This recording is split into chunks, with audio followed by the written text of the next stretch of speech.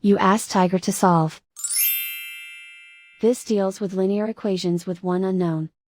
The final result is x equals -1. Let's solve it step by step. Simplify the expression. Expand the parentheses.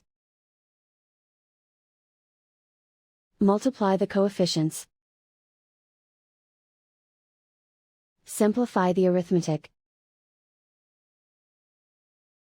Group all x terms on the left side of the equation. Subtract 30x from both sides. Group like terms. Simplify the arithmetic. Group like terms.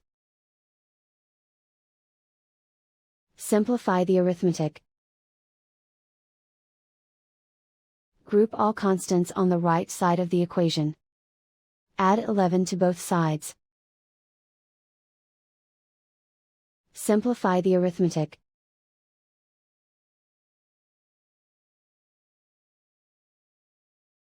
Isolate the x. Divide both sides by -35. Cancel out the negatives.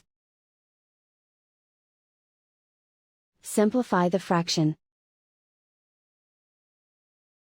Move the negative sign from the denominator to the numerator.